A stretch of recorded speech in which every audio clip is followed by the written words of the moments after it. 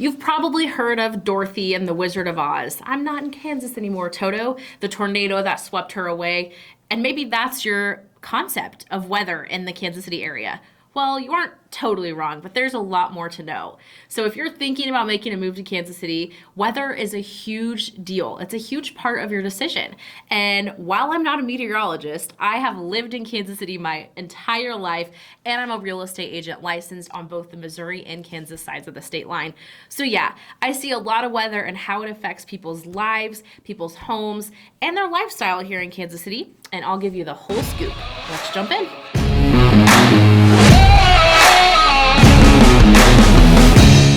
Summer is personally my favorite season in Kansas City. The city just comes to life with festivals, things to do, and lots of sunshine.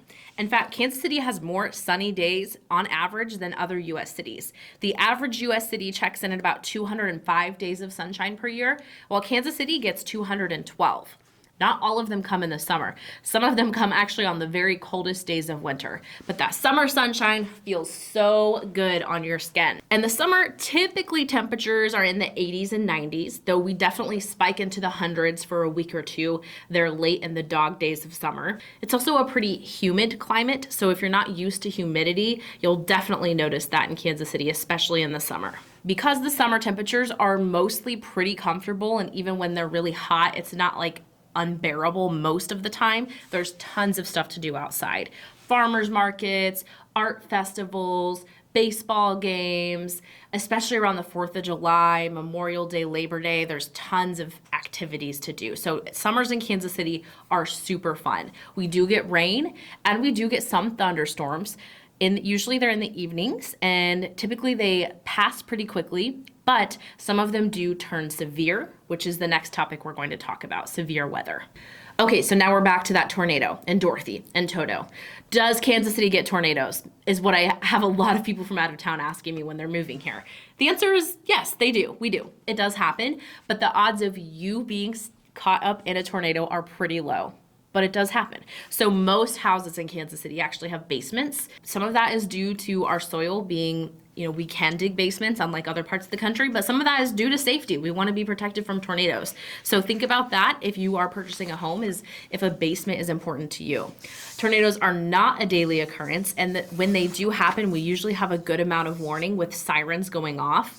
But if you do hear the sirens going off and it's broad daylight, don't freak out because they get tested once a month. So that if you're not are coming from an area that doesn't have severe weather, you may not be familiar with that. But Wednesday mornings, usually it's the first Wednesday of the month, they'll test the tornado sirens. So don't freak out and take shelter. They're probably just making sure everything's working. Usually when we're talking about severe weather in the summer, it's just a really intense thunderstorm, not necessarily a tornado. Thunderstorms can be lots of rain, lots of wind, some hail, something you don't want to be outside in, but nothing to be scared of. The other extreme in Kansas City is winter. When we say we get all 4 seasons, we get all 4 seasons. Winters in Kansas City can be downright cold. I am not going to lie to you. But the good news is they are much shorter than winters that you might find in upper Midwest states. What I mean by that is usually up until Christmas, November and December, they're chilly, but it's not miserable. We don't usually have a lot of super freezing cold days until you get into January and February. And January and February, it's not unusual for the temperature to dip below freezing, but that usually only lasts for a few days, and then we snap out of it, have a couple of nice 40, 50 degree days even, and then we're back into the cold again. But those days that we get that are warmer in between make it more bearable and not quite as miserable as long. Full disclosure, we're shooting this right now during January, in one of the coldest Januaries that I've ever remembered.